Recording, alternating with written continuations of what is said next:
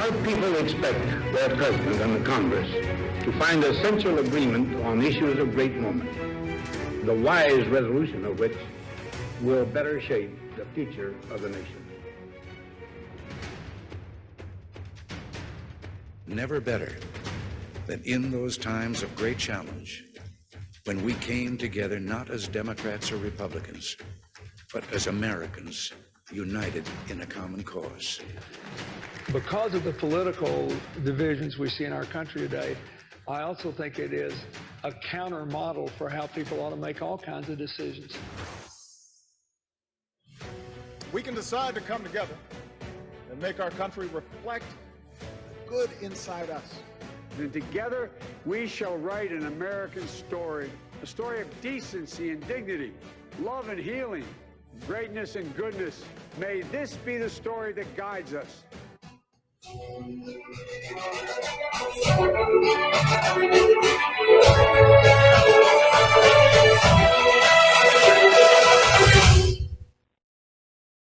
Hello, everyone, and welcome. I'm Bruce Bond, co-founder and CEO of Common Ground Committee, and it's such a pleasure to be presenting this event today with our partner, the Dornsife Center for the Political Future here at USC. And on behalf of all of my colleagues at Common Ground Committee and our media partner, the Christian Science Monitor, thank you all for being with us today. Now, the video you just saw gives you a sense, gives you a little insight on our organization. We're a nonpartisan, citizen-led nonprofit bringing light, not heat, to public discourse. And we're working on bringing healing to the challenges of incivility and polarization that threaten our country. Now, this is our 19th public forum, and today's topic is finding common ground on the state of our democracy.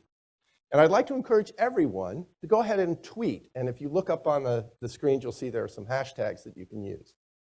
So let's get right to it. First, look at this amazing panel. I'm thrilled to introduce our moderator, who is a truly legendary political strategist. And for decades, he's been one of the most influential voices in the Democratic Party. Please give a very warm welcome to the director of the Dornsife Center for the Political Future and the Carmen H. and Louis Warschaw Chair in Practical Politics at USC, Bob Shrum. The floor is yours, sir. Thank you very much, Bruce. I'm thankful. You can't hear? I'm mic'd. What's wrong? We can hear you. Can you hear me now? Yep. Yeah. Audio.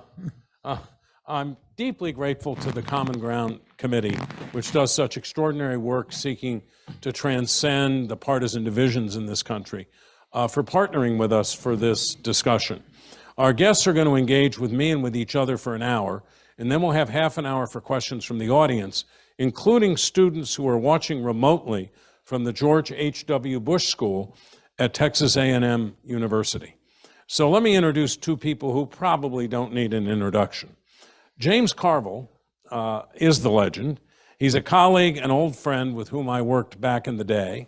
He is truly a political icon. He was the architect of Bill Clinton's 1992 triumph and a driving force in other successful center-left campaigns here and around the world. He's frequent and incisive, acerbic, and often funny as he comments on television. Reince Priebus is the former and longtime chair of the Republican National Committee. He was also the first White House chief of staff for President Donald J. Trump. Earlier, as state party chair in Wisconsin, he built a Republican bastion that lasted for nearly a decade. Given the circumstances, however, I can't say I ever worked with him. But I can say that I think of him as a friend, and we have been on stage together before. He is smart and thoughtful about the American politics in which he has played such a large part. So let me start with this. Leading up to this election, there was talk about what might happen afterwards, but we haven't seen riots or candidates refusing to accept outcomes. In fact, let's listen to what historian John Meacham said the day after the election. Americans said, I actually want a constitutional republic where we argue about differences peaceably. We don't encourage political violence.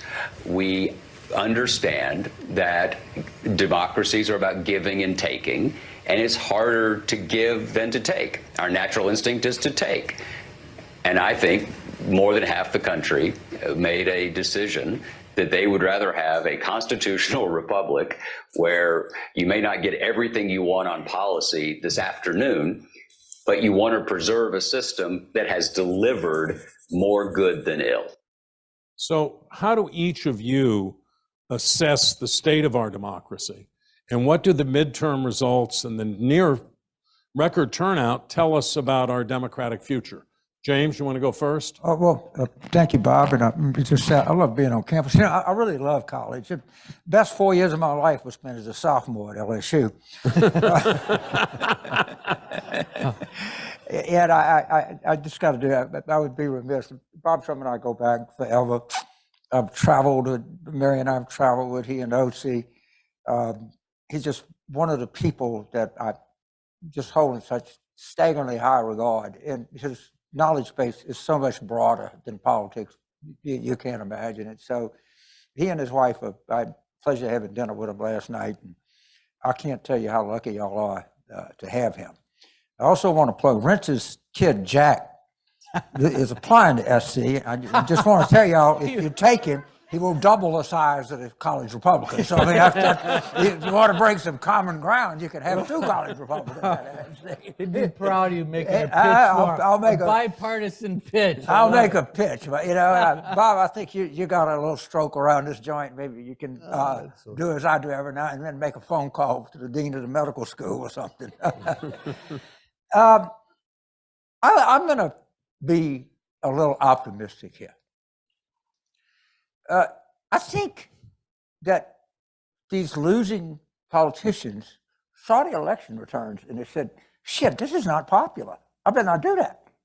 I mean, so you had maybe Carrie Lake, but it was just not election deniers. I mean, politicians kind of like, gee, we went down that road and here was an election that we couldn't lose, that we tied. And so I actually going to give the American people some credit here. That they weighed in and they said, we'll like this. And I think John was right.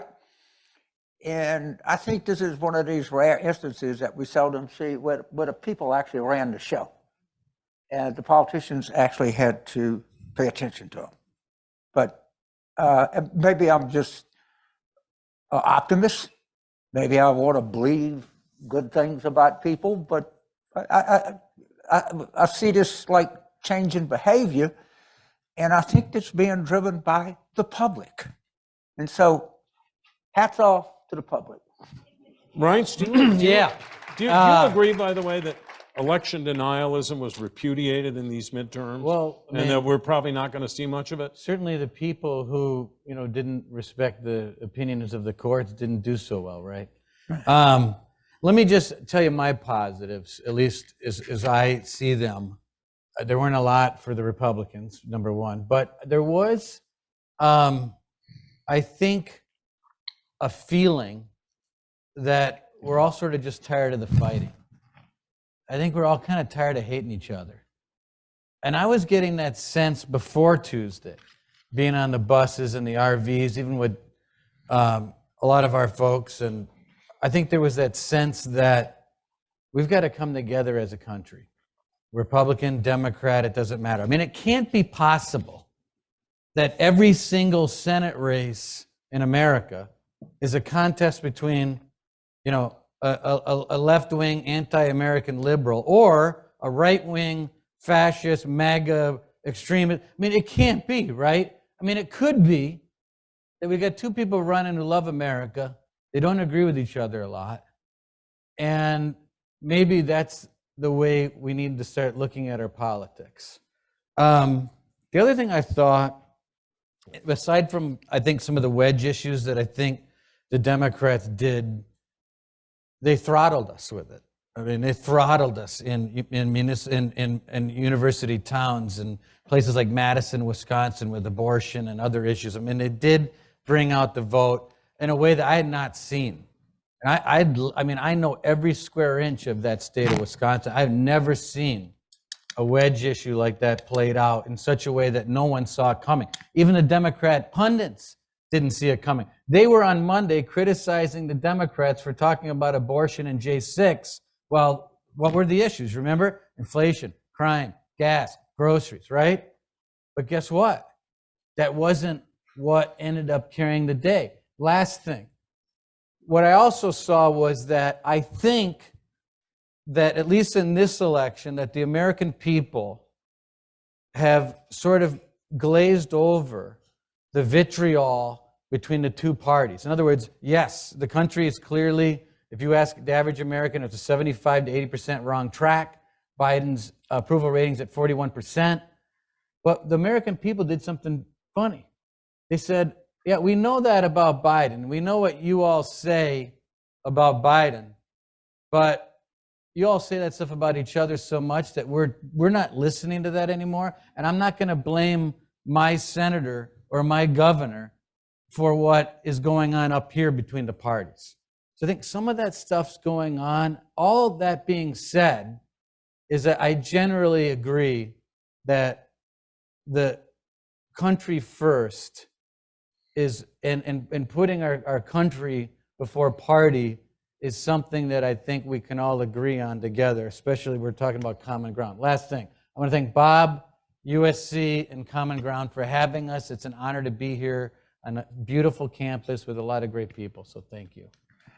Let us key it in. So do either of you think that democracy itself was on the ballot in 2022, and why or why not? Well, so I was teaching at Tulane. Understand something about democracy.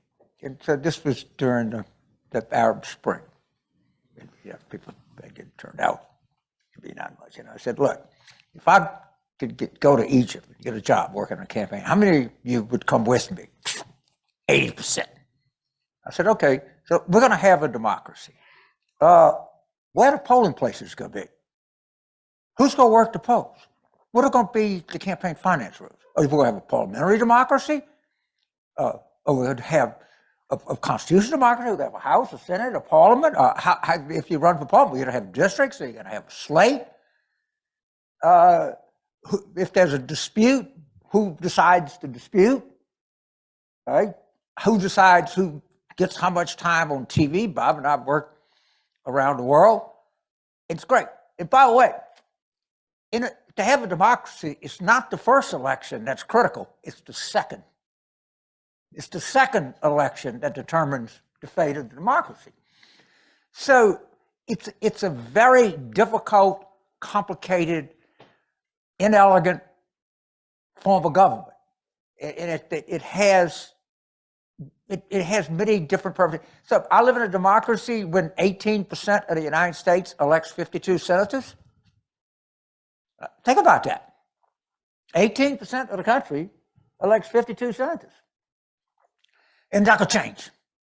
All right? Forget about it. So, and I don't know what a perfect democracy looks like, but whatever we had it for a long time. And it's worth keeping. And again, when people... What I think people, I'm going to go back and actually, as I continue to think about it, I think the American people conducted an intervention. All right? I really do. And let's tell you this, and Bob will tell you this. This is an election that the Democrats should have just done awful in. I mean, by any historical standard, by anything that you want to look at. I mean, if a tie is kissing your sister, that's the best sister kiss I ever had in my life.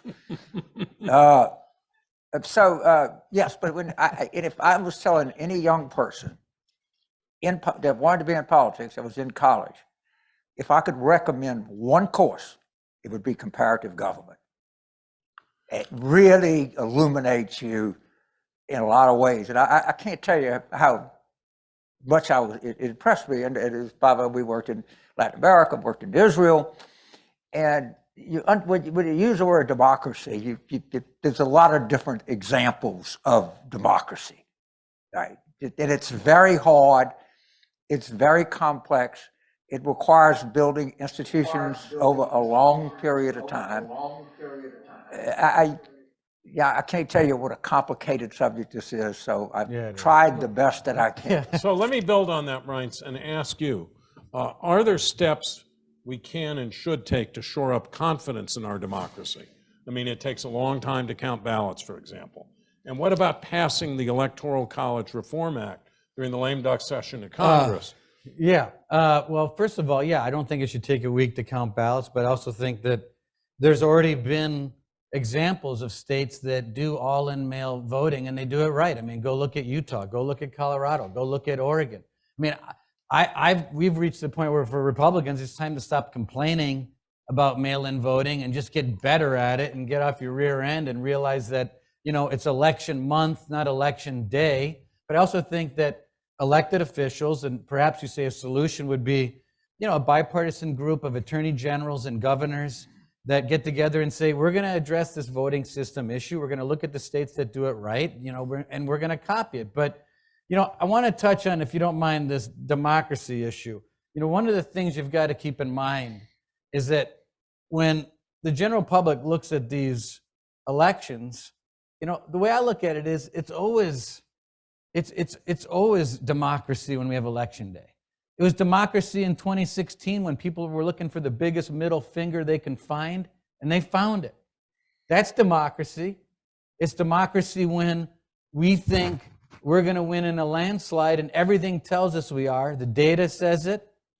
The early vote analysis says it. The polling says it. But guess what?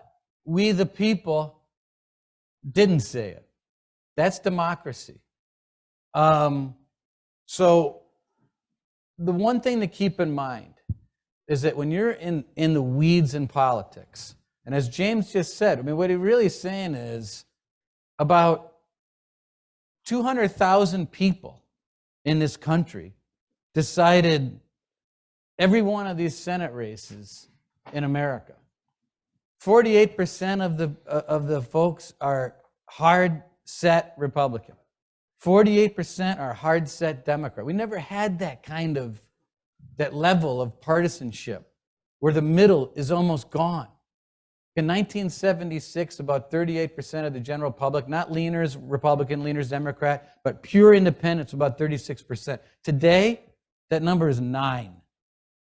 So when you're a political operative like I am, what I'm doing with that 9%, if this was Wisconsin, you're the 9% right here. And I know what beer you drink, what car you drive, how many kids you have, how much money you make, whether your mortgage is right side up or upside down. I know every single thing about you. And I'm messaging to you each individually. And I've got this person knocking on your door, and Bob's knocking on your door. And we're checking if your absentee ballot came in. That's what's happening on the ground. So all of these things are happening up here, but underneath it all, the slicing and dicing of the electorate and the individual campaigning is going on. And it further isolates the population as well. So I think that's all democracy. But in the end, I think the American people, in the end, they have the say, and that's what reminds us of that every 2 years. Yeah, by the way, I don't think you want to send James and me to knock on their doors, because you won't get the outcome you want.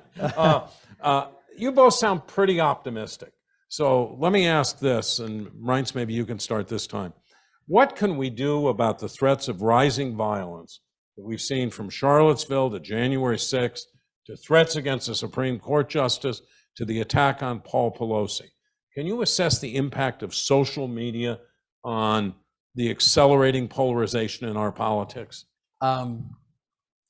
Well, I think that it's very scary what's happening, because I think for every message that you're giving your kids, I know this is about politics, I'll get to that in a second. You think that you're bugging your kids by saying, you can't do that, you can't do that. Well, they're hearing times 30. For every one of your little reminders, there's 30 other reminders telling them the opposite thing. It's the same, it's happening in politics. I think we're going to get to media in a second, but let me just tell you this. There is no money in unity. There is only money in division. Dividing is profit. Getting you riled up and excited is profit. So if you had an issue, let's just say I'm in Northern Virginia, I'm upset because the schools won't open, I'm upset because they're making the kids wear masks, and I got a problem with it. So I look on TikTok, I look on Instagram, I read an article. A few days later, and now I got 6 articles. Then I'm swiping 20 times. Then I'm swiping 50 times. It's like, wait a minute, the school board in Louisiana, the school board in Florida, it's out of control. And people, we're not just dividing on paid media. We're dividing at the micro level. And we're engaging in the public in walking down, I think, their worst instincts. So, you know, I don't know what to do about this, Bob, but I know that when people ask me, what are the things that are dividing America? One is there's no moderate districts anymore in America. In spite of all of our chatter, if we were all in Congress today, or you were state representatives, in spite of it being the most vitriolic political time in modern history, at least modern history, we killed each other 100 years ago. But 95% of you don't even have a race. It's a joke to you. Only 5% of you even have to raise a few dollars to make sure you get reelected. So between that, the media, where profit is division, and social media, we have the perfect storm, I think, that's creating the biggest problems in America. So, James, how do you react to that? I mean, are we headed for a second civil war of some kind? And how do we restore basic norms? Well, we started. We made a slight start in the election and sent a signal, and politicians kind of heard it.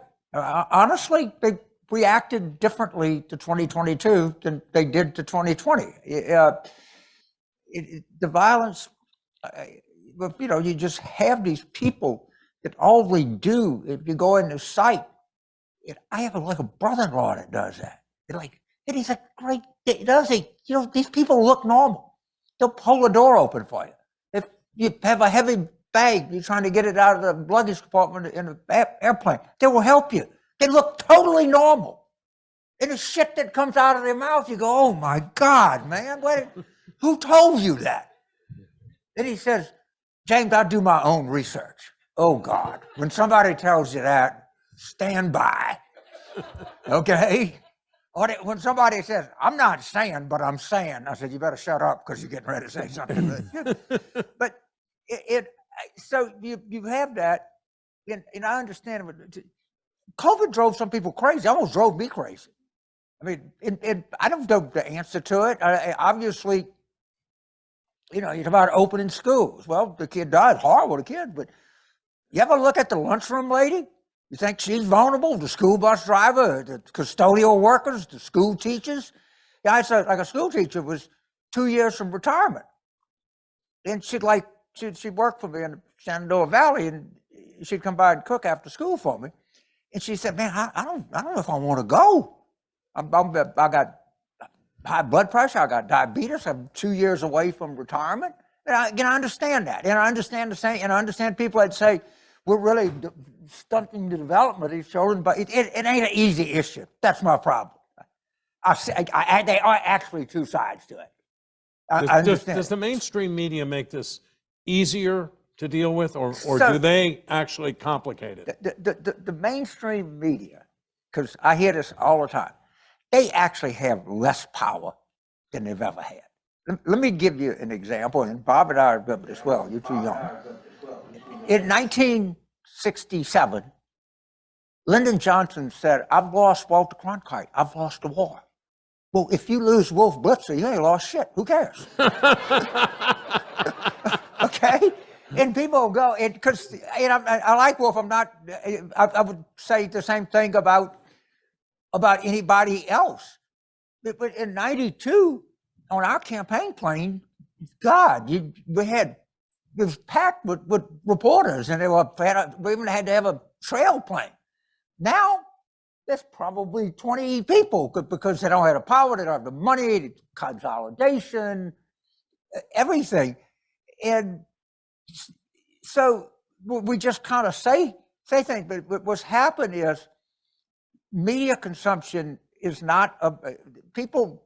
75–80% of the people use the media in a way that a drunk uses a lamppost. He's using it for support, not illumination.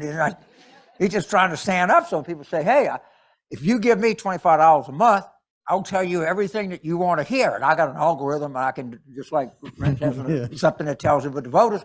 I know exactly how to market to you. I know exactly how to get the clicks. And the main thing I'm going to tell my brother-in-law is you've been right the whole time, and your brother-in-law is an idiot.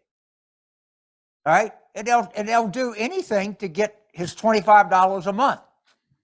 And so if you go on some mainstream media site, you're not going to affect that many people. And I don't know that there is an answer to this. Because it's just really, it's really disheartening, to say the least. And, when people pay good money for bad information, that's bad for democracy. Right. Well, I think if you're dividing, you're rating. And if you're rating, you're invited back. So, that's kind of the way it is.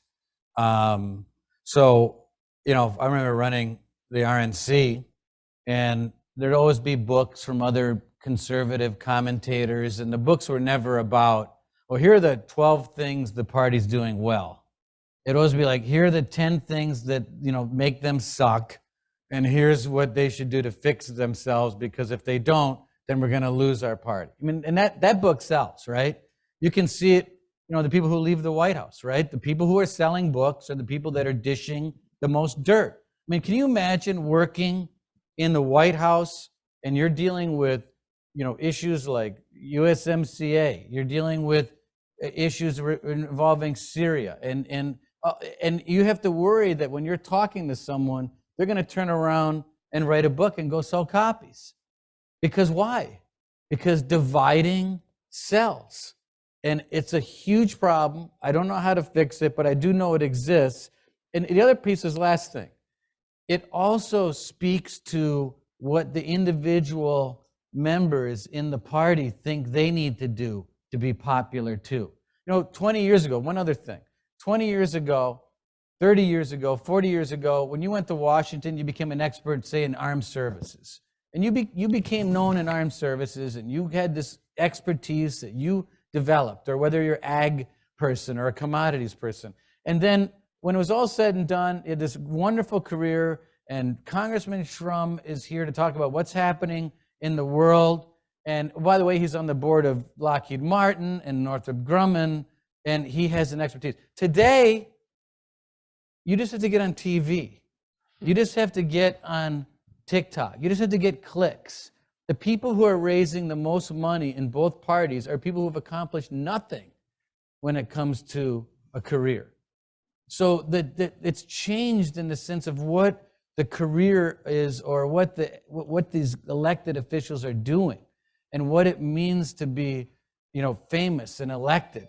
That whole dynamic has changed, and I think it's been for the worse. Yeah, can I just Sure. want to add something to this? So watch cable TV, but and see how many times somebody says, well, you're exactly right, Rachel. Or, Sean, I really agree with you. Or Anderson, that's a very good point. All right? Because that's going to get you back on. Yep. All right? So it's by nature a rigged deal. And I've talked about myself just lightly, and people come up, hey, man, James, boom, boom, boom, what? And people inevitably say, you don't sound like everybody else. And we just come to the point where everybody agrees with anything any anchor asks them. And it's just not I don't know, I'll change it. I mean, I'm not mad about it. I'm not anything. But I just think that the general public, and particularly young people, they're just looking for something different, or honest, or just anything but, people go on, they got 3 talking points, they try to, and people see through that. I'm sorry. I think they just do. By the way, Chuck Todd had a poll a few weeks ago. I took a picture of it in my kitchen, and it said, what are the top threats to democracy? Number one was social media. Number two was paid cable. And it went on Republicans, Democrats, all the other suspects. But interesting that social media was like 93% by the American people is picked as the number one threats. Well, we're moving a little away from optimism, but let me say. Well, Hey, but we are Let me getting say- along. you That's know, good. you know something like the let me say- Shawshank Redemption says no one looks at the shoes. Guess who's the Republican? Guess who's the Democrat? Those one clothes. These are No, wait a minute. I'm dressed like a Republican. Yeah, you are.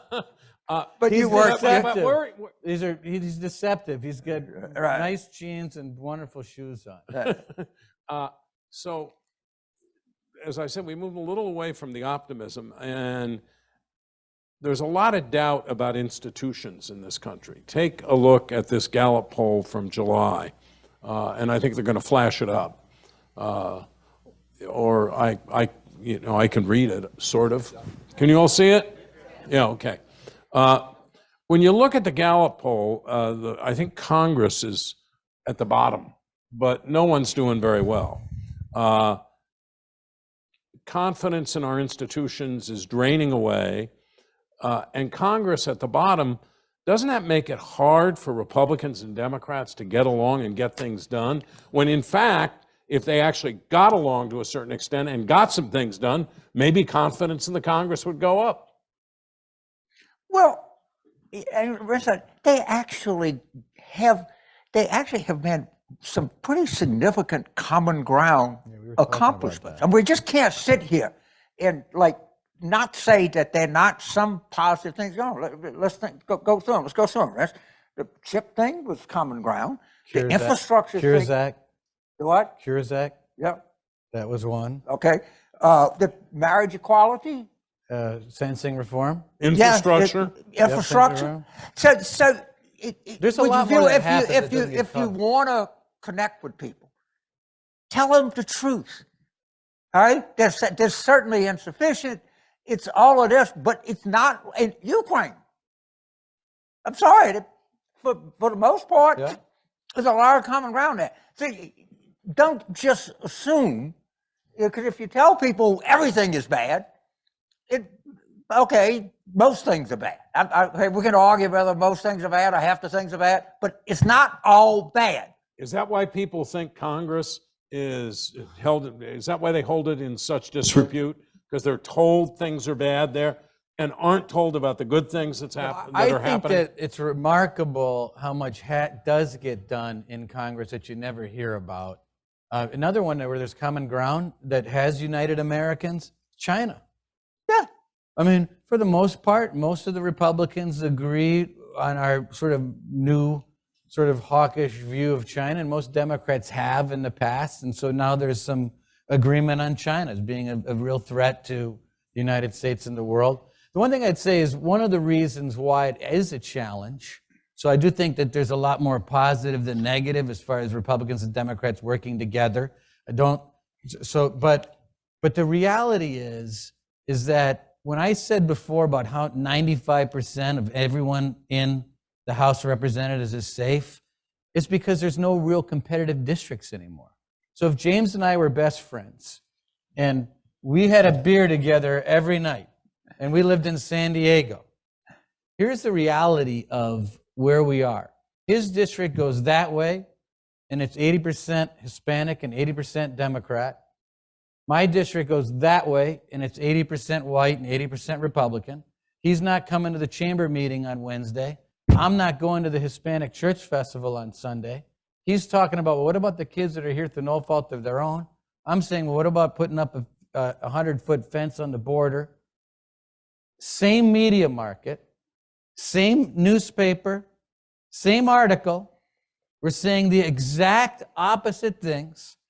And we've got a better chance of getting reelected than waking up tomorrow. And you all sit around and say, well, why can't you guys just compromise? Well, what am I supposed to do? Turn my back on the 80% of my district that loves everything I'm saying? Is he supposed to do that too? All because of what? Bipartisanship? So the reality is the margins are thinner, the independents are smaller, the amount of districts in play are less. So here it is, fewer people in America are deciding the outcome for everybody. So how do we fix this? Okay. Well, So there wasn't something that happened in this election that I think is potentially explosive. I think this is so explosive, it could actually change American politics. All right, you said, James, come on, man, shit. Okay, hear me out. Proposition 211. What is that? what is that? What is that? So citizens in Arizona decided that dark secret money in politics was an existential threat to elections, to democracy, to confidence, to everything. So they organized and they put on a ballot a proposition that said anybody that comes in this state and spends more than $5,000 on politics has to disclose. Because they dark money. You know what percent of the vote it got? 73. 73. It carried every county. And there was $16 billion that we know of that was spent in this cycle. And the corrosive effect of big money on politics and the corrosive effect it has on public attitudes toward politicians in Congress is just awful. And you're starting to see people, actual people, saying, I've had enough of this shit. We're going to do something. And people could organize it. They could go in different states. They could put strip malls. They can do signatures. You can find out lawyers. You can activate people. You can have Republicans and Democrats man it all the same. And by the way, you could insist on the 28th Amendment, and you can authorize that. Nothing in this Constitution shall prohibit the Congress from regulating money in politics. Right? I think that there would be the real sense that people have is this is a rigged deal. Don't give me any of this crap about I can petition my government like anybody else. No one believes that because they shouldn't believe it. It's not true. It's just some garbage talking point.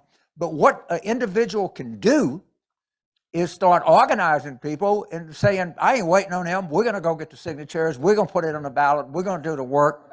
We'll do it ourselves. And that's good start. Reince, what would you do to fix the problem you're talking about? I would allow for, if I could, I would get rid of the anonymous corporate donations in politics, and I would allow for higher limits with full disclosure to parties and candidates. So if there's full disclosure, either unlimited or full or limited, but high limits, fully disclosed, no corporate, no 501c3, c4. That's what I've been talking about that for years. How about nonpartisan reapportionment? I mean, it depends who's deciding what the rules are, right? I mean, it's always the problem. California, though, it kind of works.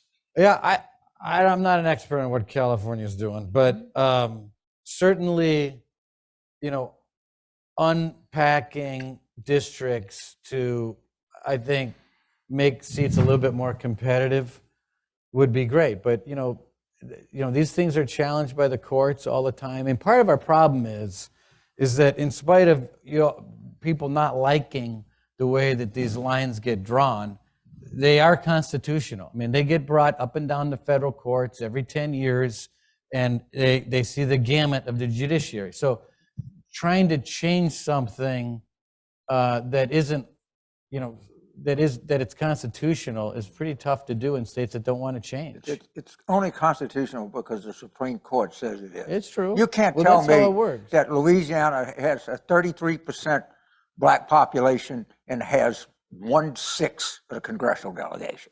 That's just blatant.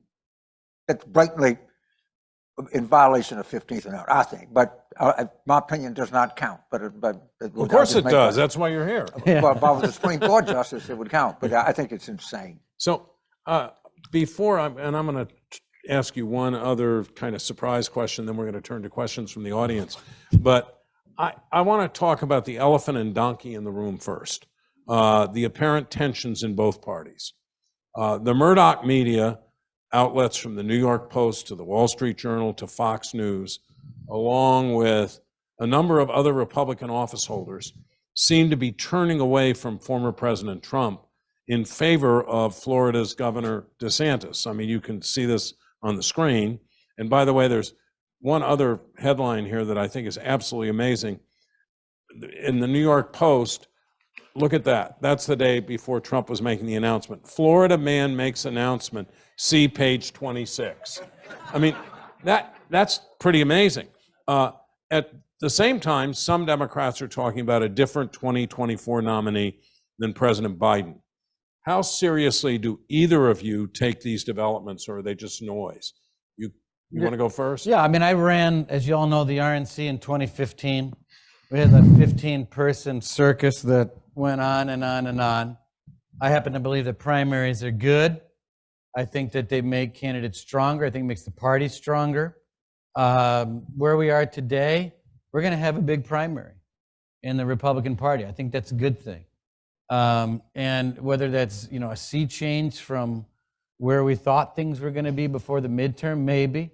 I think before the midterm, we assumed that President Trump was going to run, and maybe Ron DeSantis was going to run. Maybe he wouldn't. Maybe he'd wait because he's young and doesn't want to get into a real battle. But I do think things have changed. And I think it'll be interesting for the party that's going to manage a potentially big Republican primary with President Trump still being, at least initially, the favorite. But we shall see whether Ron DeSantis can get make any ground, and whether all the other members of the potential Republican primary are going to stay in, or do they back out and get a one-on-one between President Trump and someone else. We'll see. James, most of the people Democrats who've talked here today have assumed that President Biden will run, and largely that he should run. I don't think you agree with that. I'm going to make a statement that I'm not going to say 100% people in this room will agree with, but I'll just give 99. I looked this morning. The current population in the United States, by best estimates, is now 333,426,875. You cannot tell me out of that many people we can't find somebody under 75 to run this country. I just don't believe it. I don't accept it. All right? And look, and by the way, Speaker Pelosi, it's like, okay, she's 82, Hakeem is 52. You got to let it go, dude. All right? I'm 78. All right? When de Gaulle said he wasn't running for re-election, I said, oh my God, Monsieur Presidente, what is France going to do with us? He said, the graveyards are full of indispensable people. Right? And I know the farm does that, but I think this country is just clamoring. Just, Bill Clinton, people, oh my God, we're going to have a president that didn't serve in World War II. Oh, geez, it's just going to be the end of days. Oh my God, Obama, we're going to have a black president. Oh my God, what's the country going to do? Things go on. All right, they go on. And I actually I've been knowing President Biden for a long time. I think he's done some remarkable things. I think he's been to make a case that he's going to have maybe not successful 4 years. In some ways, maybe a successful 8 years, as a lot of presidents do. But you can't do this job in your 80s. I'm sorry. I'm 78. All right? And it just tells you that. And people, Trump is old and fat and stale, and we just found the soundbite of the whole thing. But I'm just telling you, the people. Remember I said about cable news. In Pelosi, I think what Nancy did today is gonna, and I'm sure the president, let me tell you something. There is so much underlying pent-up talent in the Democratic Party. You can't imagine it. it's just staggeringly the political talent that we have, you know, gathering splinters on the bench. I mean, I want to get these people out there, let people take a look at them, evaluate them, see what they got to say. But and I'm sure the president, and again, I'm sure the president has every intention of running for re-election, but you know, he's going to have to make. And let me make one more point. If you look at the Senate map, it is literally so hard for Democrats you can't imagine. Just off the top of my head, Ohio is up, Montana is up, Pennsylvania, Nevada. I could go on and on. These senators are going to say, "Wait a minute, we got to have energy in the party. I mean, we're going to get the crap beat out of us." And I know a lot of them know that, and they're not, how do we? Who's going to tell the president? But this is like that Senate map is challenging, to say the least. So you just said, who's going to tell the president? So here's my surprise question, and I'm going to ask a version of it first to Reince and then to you. Reince, as White House Chief of Staff, what was your best day in the White House and what was your worst day? Well, I would say my first day was my best day.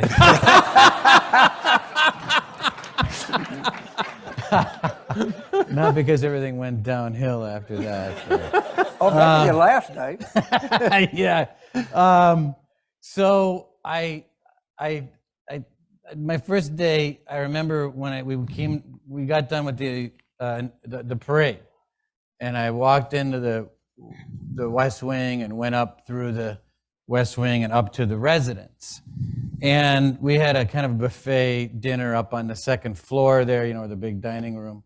And I was sitting down at a big long table with President Trump, and the grandkids were all around. And the president looked at me and he said, "Do you want to go to the Oval?" I said, "Well, that'd be great. Let's go." So it was dark, and we left. We went down the back steps. It was all dark. We're following the Secret Service. And we went through the corridor, and we walked to the Oval. And even though I'd been sort of, I guess, prominent in politics, but Obama was the president, so I wasn't ever going to be in the Oval Office. So I remember I walked in, and I went in. It was real quiet. It's like this.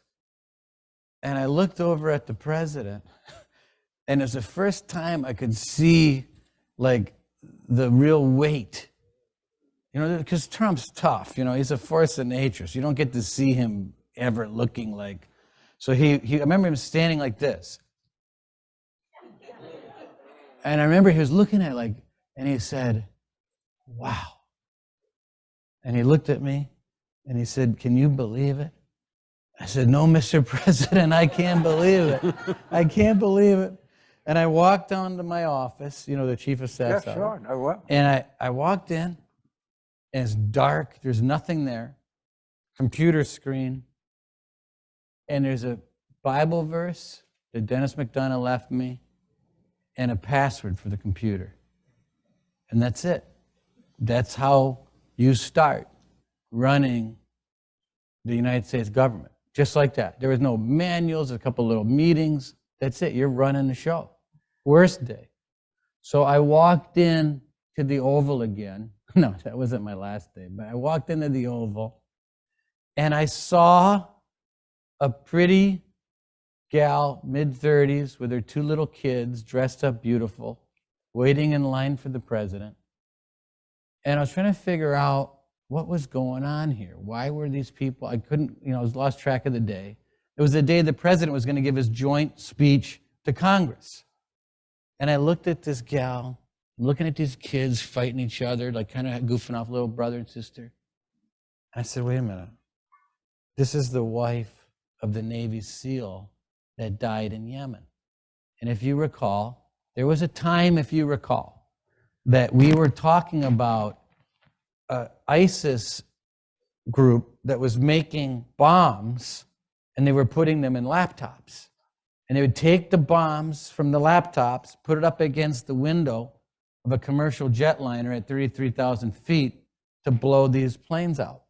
So 10 days earlier, General Mattis, Tillerson, Chairman of Joint Chiefs, CIA, we had a dinner. And they came in and said, we need to get this ISIS group out of Yemen. There's going to be a moonless night. It's going to be in a few days. Here's what the mission is. We need sign off to do it. And I remember looking at that, now going back to that day. And I remember looking at that wife, his name was Ryan Owens. And I remember looking at her and thinking that how easy it was for me. Now, it was unanimous. It was going to happen, okay? But when you personalize and you say how easy it was to say, yeah, we need to do this. And then to look at those little kids, and they have no idea that dad's not coming back because dad's been going back. He's 35, 6 times. And just like that. And that moment is a moment that you realize that, you know, all the nonsense and the cable news and all the gossip, that's what it is. And that's what governing is. And I think about him all the time. Yeah. James, worst day and best day in the Clinton campaign in 1992. That has something to do with a cigar. I had a lot of good days.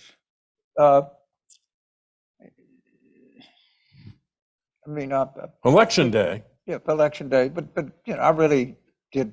I mean, I still do. I mean, I literally worship President Clinton, and you know, we had some challenging moments. But I just sometimes I never was a government guy. But you know, honestly, you pinch yourself. How in the hell did I end up here? Right? You know, you sort of take stock of, you know, what's going on, and I don't know. You know, a lot of good days. That's all I can say. And it was good. Great. Nathan. So we're going to turn to questions from our audience, and here's how we're going to do this. We're going to alternate between questions from those of you here at USC and questions submitted by students from the Bush School at Texas A&M. For questions from someone here, form a line at the standing mics, and I'll call on you. And then I will read the questions from the folks at Texas A&M. So anybody, go ahead. Hello. Mr. Carville. Oh, yes, I am I'm a James, big by the way. fan of you. Huh? Mr. Carville's in the cemetery on North Street in Baton Rouge. He's been there since 1973, so he won't answer you, but I'm James. James, Yes, so I have a question. So you're good at messaging. I've seen your message when you worked with Harris Wofford in Pennsylvania about like a worker being able to see a doctor. So I have a question about messaging. When it comes to messaging in a political campaign, is the messenger more important than the message? Because I feel like a message would carry more weight if it came from someone like a Midwestern governor or Roy Cooper versus a California governor like Newsom. First of all, Bob Shrum and I worked on that campaign together. We started out with 67 to 18, we were losing. And we won by border a little bit. It's a very sophisticated question. And, you know, it's Marshall McLuhan. You know, people have like thought of this forever and ever. It's hard to separate the messenger from the message. All right. And there's just some people that, given us that who they are, et cetera, their communication skills, there's certain messages that fit them. And in that instance, that was a great message because Harris, no one who knew who he was. All right. And so he kind of his introduction is said, well, it doesn't make sense to me. A criminal is entitled to a lawyer, but a working person doesn't have any right to a doctor. People say, I agree with that. Who's going to, you know, we used to do spots in Baton Rouge to say, let me ask you something. If a 14-year-old can find a drug dealer, why can't the cops? Well, the truth of the matter is the drug dealer, they're looking for the drug dealer, not the cop. But people, oh, yeah, that's right. God damn it. The cops can't find them and a 14-year-old can find them. But these kind of pithy things in Warsaw with someone new that forms for an introduction makes a difference. And I'm glad you brought up the one about Harris's campaign. Another thing I said was kind of paraphrased, is that Pennsylvania was Pittsburgh and Philadelphia and Alabama in the middle. But anyway, thank you it was a sophisticated question. Thank you. So here's a question from Michael, a Master of Public Service and Administration student, class of 2023 from Texas A&M. He says, President George W. Bush said, public service is a noble calling and we need men and women of character to believe in their communities and their states and in their country. What does this mean to you? And Reince, I'll give it to you first. What does this mean to you and how do you see it being applied today?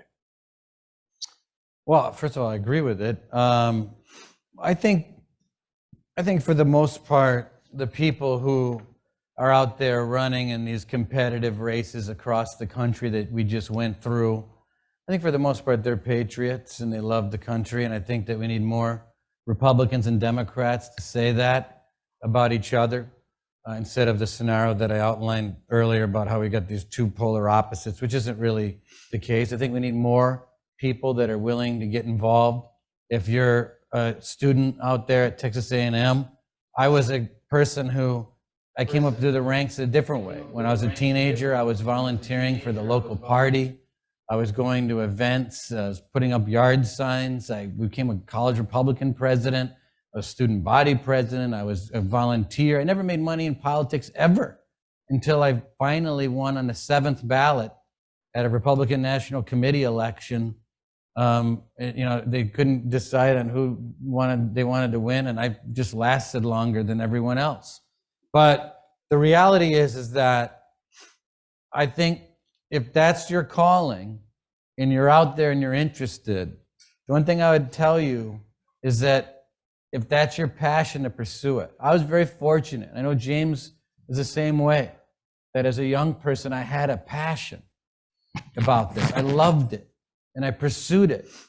And even though I was a lawyer and I was a litigator, the passion that I had overtook it all. And it became a wonderful career, and it's been a good life. And so a lot of people say, well, you can't make money doing this, and don't do that. And you can't make money as a dancer or an artist or a politics, whatever. You can, if it's your passion and you pursue it and you practice and you harness that passion into something useful. So I know that's a little bit different, but for the kids out there, there's a lot of ways to get to the same place. Just go where you want to go and work hard. James, anything about this? Well, first of all, I'll tell a friend at Texas A&M, I think we got a little scuffle scheduled the Saturday after Thanksgiving in College Station, and I look forward to watching that. Yes, and I agree with what President Bush 41 said. I completely agree with what Reince said. I always kind of liked him, and he became almost like a father figure to President Clinton. And I'd been to the Bush Library. I'd been invited there a couple of times. And Bob Gates was the president of Texas A&M. He said all these alums were calling him, James Carville ever sets foot on this campus, I'll never give it another dollar.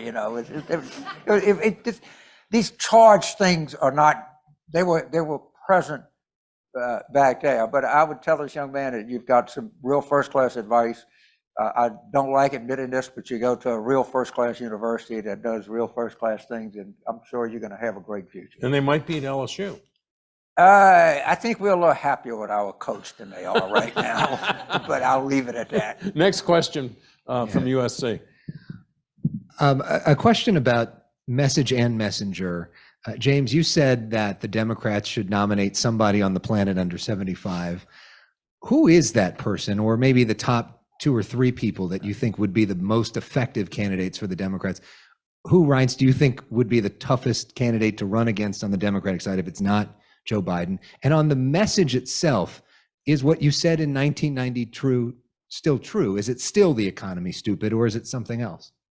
Well, that's a lot to unpack there. So I'll start with the Democrats. I mean, Vice President Harris, I'm a successful person. She's said vice president. I hate doing this because I always leave people out. I'm told that Newsom is more likely to run for the Senate than run for president. I have no idea. but he's a governor of the largest state. I don't think that's true. He's obviously, huh?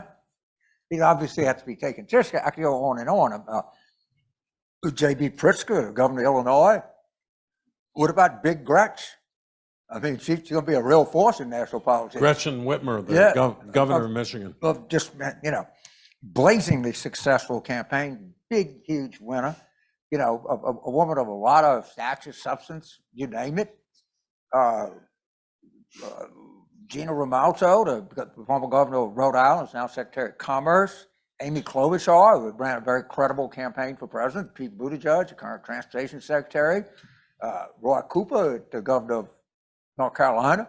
There's only 10 more to go. But all of these are really talented people. And my favorite would be Mitch Landrieu, the former New Orleans mayor, who I think is just one of the most staggering communicators I've ever seen.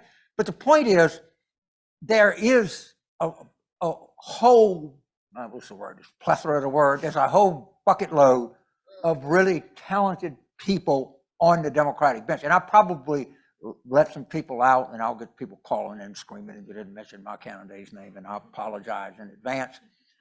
But you got to let this, you got to let it percolate up.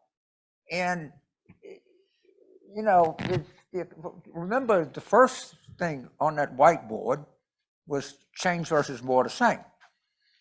And it also, very proud of this, the third thing on the whiteboard is don't forget healthcare. What's happened in American politics, if you listen to people, they don't separate healthcare from the economy. I mean, a lot of people in this room, you look at your 401k, which you'd rather not do, and then you look at your physical, your blood work. They're two different things. To a lot of people, it's the same thing. There's no distinction because they're just one sickness away from ruination. But yes, of course, and you'd have to have something like really staggering to not have the economy as a dynamite issue. Say like a riot that tried to overthrow a duly certified election. Maybe that's a big enough event that interfered with this. But I still think it's always better in politics to try to relate to people's lives and understand their hopes and understand their struggles. You wanted me to handicap my sense of things. So obviously President Trump, Ron DeSantis, I think there's still a lane for Mike Pence. I don't know where that's going to go, but it's early. I agree with James. You just don't know where this is heading. As far as Democrats that I would be most concerned with, I mean, we always, just like Democrats in the room, you always worry that we're going to put in, you know, a real moderate centrist because you think, oh boy, that would be, and we think the same thing, you know, moderate, you know, the governor of Colorado or Jared Polis. If the Democrats would nominate Jamie Dimon, we would think, oh God, we can't beat Jamie Dimon. But the Democrats are not going to nominate the governor of Colorado or Jamie Dimon because they don't fit, you know, the way that the party works. I do think, and a lot of people in my party would disagree with me and think, oh no, California governor is never going to make it. I think Gavin Newsom is someone that would be dangerous. I mean, for Republicans, I do think that. I mean, he'll moderate. I know most Republicans like, oh no, he can't get over all the, you know, the crazy California liberal stuff that goes on. But I think he would be a formidable Democrat out there. So yeah, no, I think he's real. So, let me just address this, a technical thing that you have to be aware. The way that Democrats nominate a president is our primaries have a portion. So if somebody gets 30%, then they get 30% of delegates. Somebody gets 23%, then they get 23 on down the line. The Republicans do winner take all. Mostly. And what that means is that if Trump retains the support of 40% of the Republicans and he has 4 opponents, he gets all the delegates. He gets all the delegates. It's one of these little technical inside politics things, but it's actually significant. By the way, can I just add to that? Do you remember in 2015, people were saying that we were going to have a brokered convention? And Ryan said, And I kept saying, it's not going to be a brokered convention because I know the rules.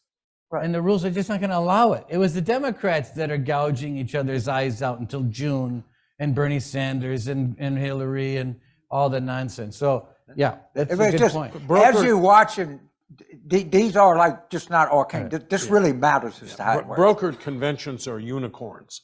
People talk about them, they never happen. Okay, here's a question from Spencer, a political science PhD student at the Bush School at Texas A&M. And James, this goes to you. And Reince, if you want to comment, obviously. That's a good question. The Democrats' strategy of promoting extremely right-wing candidates in the Republican primaries seemed to pay off in the midterms. Lake, Mastriano, Bolduc, we could go on and on, all lost. Are you worried Democrats are going to learn the wrong lesson from this? Well, first of all, when this came out and the whole, oh my God, this is terrible, like all this.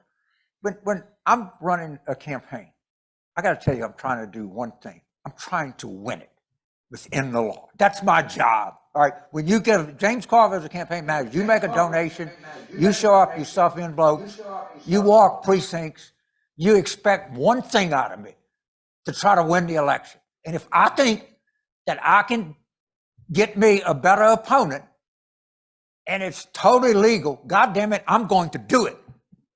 All right. And I defended these guys, and I had to listen to all of this high-end, people fainting and what's going to happen to the fate. You're trying to win an election. All right. Period. End of story. And as it turned out, it worked.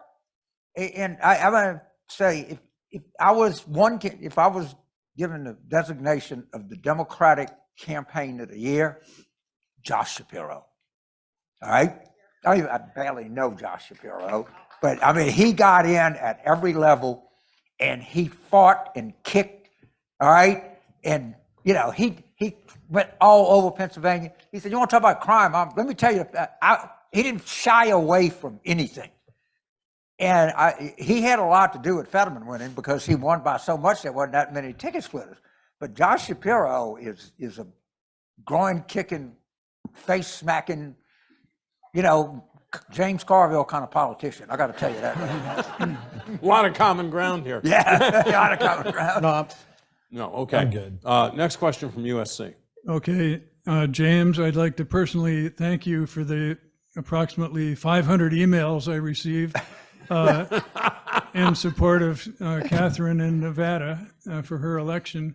But the question I have for all of you is, in this time of dark money and super PACs and everything, what difference does our $5, $10, $100 contribution, what difference does that really make? Look up James Carville, The Onion. So The Onion did a story that James Carville got an email and says, if you don't give him $25 in the next 25 minutes, he's going to blow himself up. He has a suicide vest. I sent out for Catherine, for Val Demings, for Sherry Beasley, by Laura Kelly. I sent out more, and people come up to the airport and say, I got an email from you, and I sent you a check, and you never thanked me. I get that all the time. But whatever reason, they have an algorithm, and my name raises, and I'm fine. I'm glad you're a good Democrat. They got your name somewhere, all right? And I'm I get $25 in the next 25 minutes, I'm going to pull the cord on my suicide vest. But the article is actually... By the way, just so you all know something, when we do emails for small dollars, we'll put out 20 different emails to you, to millions of people.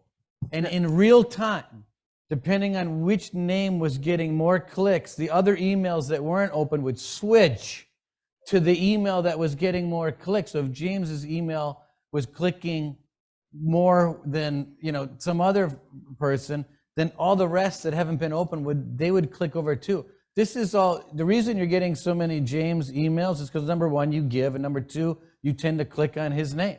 Right. Yeah. So you're going to keep getting James emails. So as soon as you start moving to Jimmy Carter, then you're going to start clicking on Jimmy Carter. And by the way, to your answer, the 5 and 10s are making up more than 50% of the overall gross into the committees. And so it used to be that the major donors outraised the small stuff. The small stuff's outraising the majors. So the way that this is working now, the amount of money, it's insanity. I will move on, but Scott Fairchild, who was Council's campaign manager, he called me and he said, James, I saw this in the polling, and what do you think of? And I said, Scott, just ask me to sign the goddamn email, okay? You don't have to kiss my ass anymore. Okay, here's a question for Reince from Brenna, a political science PhD candidate, again at the Bush School at Texas A&M. Is it the Republican Party's responsibility to meet voters where they are on policy of abortion, climate change, social welfare, or is it the party's responsibility to lead based on conservative values? Well, I think it's a little of both. I mean, I hate to answer it that way, but I mean, I think every district in every state is different. I mean, a Republican in California, in Orange County, is not going to be the same, as a Republican in Midland, Texas. And that person's going to lead differently. I think constituents tend to force that, that answer depending on, where this politician's at and where they're from. And I think all of that works together. So I just don't think there's any one particular answer to this question. I think that everybody's different. I do think it's the responsibility of the Republican Party, though, slightly different answer, to go to communities that we don't represent. That means we have to be a long time, all the time presence in Black and Hispanic communities across this country. Because going back to what I described before, if you break down congressional seats and you break down state houses and state Senate seats, and if you're not representing serious, real Hispanic communities throughout California or throughout some parts of even Pennsylvania and Florida and Puerto Rican communities around Orlando, right? If you don't go there and talk about your values, then who's going to do it? So we have a responsibility to do that. And I've always said that if you don't do that on a full-time basis, you're going to lose and atrophy across this country. So I think that is changing the party. That's what we did in 2013, and it hasn't stopped. And you have seen the Republican Party make pretty good gains in Hispanic and Black communities across America. Now, last comment, the number one demographic moving to the Republican Party are Black men under 40. Yeah, the Democrats have saying in 2020, I have worked for a group. We raised $100 million, and we spent it in 77 rural counties in Pennsylvania, Michigan, and Wisconsin. And we improved.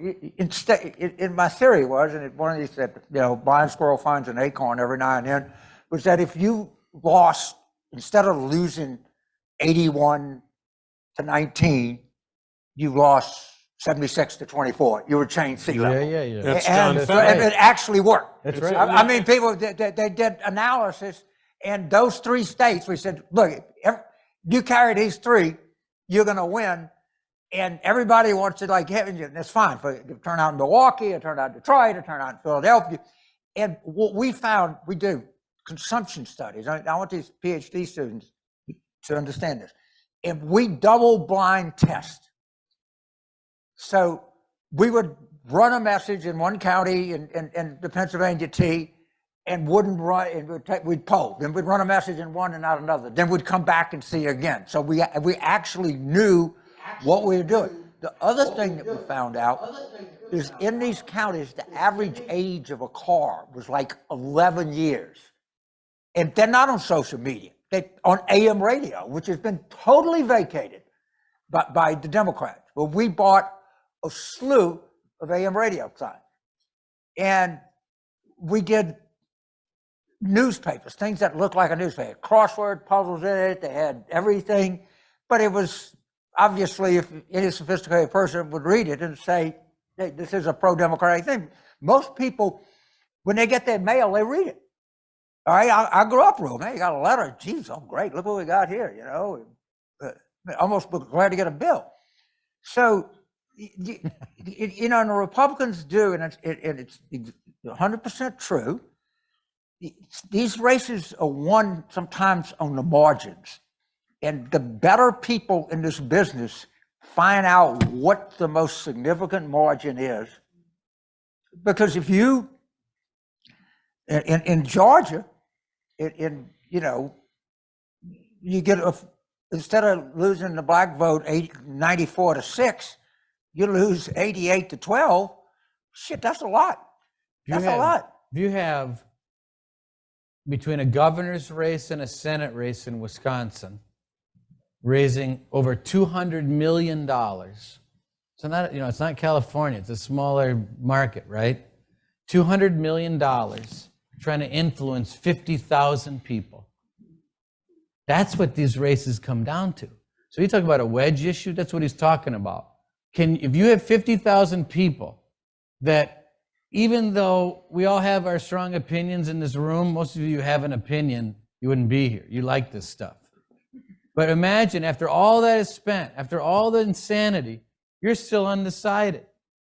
It's identifying what wedge issue is going to move that 50,000. And if you go into your point, if you go into Madison, Wisconsin, and you find out where those people are in abortion, where it's a liberal area, and you turn them out, it only takes you winning a few thousand more people, and all of a sudden, oh, well, Ron Johnson won by 24,000, Mandela Barnes lost, and the same thing, the governor flipped the other direction.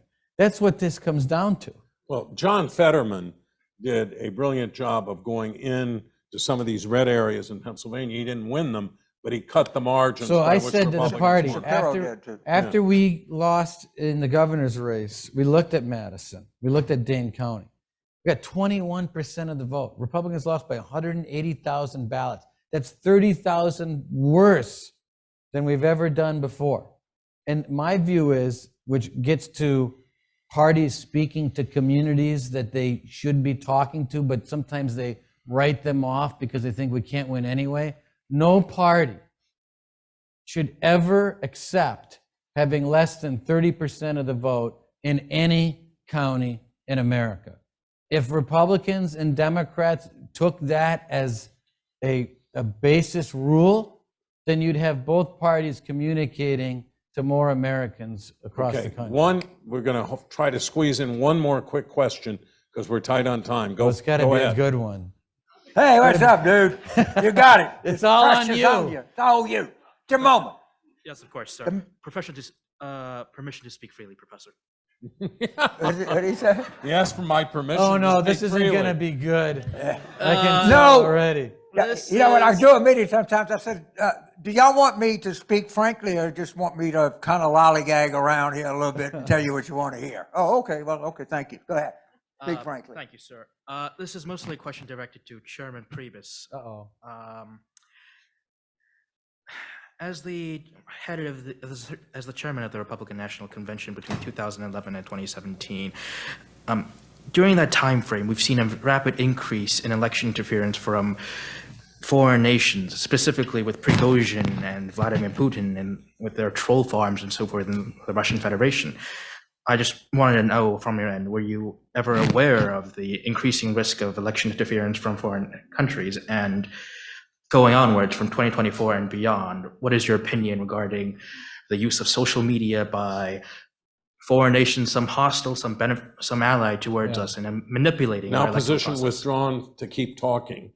You've asked your question. It's a good question. Yeah, it's a good Reince. question. It's not that bad of a question. I personally don't, I mean, when all that went down, I had no idea what anyone was even talking about. But when I became White House Chief of Staff, you do get briefed on those things that do happen. It's not just elections. It's manipulating people, their opinions. It's getting engaged in conversations that are happening, not just in the United States, but all over the world. And it's sophisticated too. By the way, parties use these tools all the time. We would have boards up in the RNC, and we could see what the most important conversations that were going on in Iowa. We could see what influencers were making that conversation move. And from a you're talking about foreign interference, but from a pure influencing type campaign, we would engage in that. But as far as like foreign interference, no. I do know that I spent hundreds of thousands of dollars and sat in front of FBI agents for hours on end on a BS investigation that had nothing to do with. Let me put it this way: Donald Trump had a hard time coordinating with the RNC, let alone the Russians. Okay, so the only Russian thing I knew was Russian salad dressing. So, look, I think that I think a lot of things go on behind the scenes and get perpetrated by the press, or they just weren't the case. But we'll see. Yeah. Well, we'll see. Can we So far, it hasn't respectfully come. agree to disagree? Yeah. Look, that's all the time we have for questions, and I really apologize to you guys. I'd like to give you each a minute because you began on an optimistic note. So I want to give you each a minute to tell me what's your best hope for the durability of American democracy. My best hope was my last day, meaning when I left the White House. And I looked at that glowing White House, which I think stands for freedom and opportunity and all the things that we love about the country. And I left that day and I looked at that building, and the one thing that's very obvious is that there's nothing on the outside that tells you what president and what party's on the inside. So democracy endures. It will be here, and if we do our job and we work together and we do things like this where you can see, and I hope the students out there can see, that you can have Republicans and Democrats, and Bob and I are good friends, and so are me and James, that don't agree with each other in a lot. We get right down to it. But we do care about each other, and we do think that we're all patriots together. And I think that view back at that White House and what it stood for should give you some inspiration. James, what's your best hope? Young people. If you look at data, there are two Americas, and there's a big is opinions of people over 45 and under 45. All right, and it's really stunning. And I look at people here at Southern Cal, I look at people at A&M, and think of all of the other of these kinds of schools there around the country where these young people are doing this and being involved and studying. And I just want to tell all of you that, this is a fun business. You don't have to wear a hair shirt the whole time. You can be involved in politics, and you can have a meaningful life. You can do it as an academic, you can do it as a practical person, you can do it as a candidate, you can do it as a volunteer. But we have to quit telling people that this is a god-awful business and there's no place for decent people or nice people, because if decent people and nice people don't do it, then you're going to have, really scummy criminal people doing this. So congratulations to all of you and all of your studies and your thought and what you do, and God damn it, pitch in and get involved, and I think we'll be okay. Okay, as I said at the outset, we're deeply grateful to the Common Ground Committee and the partnership that made this event possible. So, I want to invite the committee CEO, Bruce Bond, back to stage for a few final words. Thank you, Bob. Thank you, guys. I will say this was probably one of the most unvarnished conversations we've ever had up here on stage. And it really was wonderful. And I'd like to take this moment to thank our partners in this, the Dornsife Center for the Political Future, and particularly Cami Akavan and Nicole Pompilio. You guys did a great job. Thank you so much for that. We sure appreciate it. And I'd like to thank you guys for giving us a little hope and inspiration on some things. Really appreciated the fact that you are friends, and that came out, and there was some humor. We learned a ton, and it was really interesting for us to see that. We really do appreciate it. Thank you very much. Bob, back to you. Okay, on behalf of the Center for the Political Future, I want to thank James and Reince and everybody here at USC, at the Bush School, and on Zoom for participating in our 2022 Warschaw Conference. As we finish, let me invite students and audience members who are here to share their reactions and insights, the people who didn't get to ask a question. We have 2 different cameras set up in the courtyard outside. Go out there and speak your mind. Good night, and have a great Thanksgiving. All right, thank you. Understood.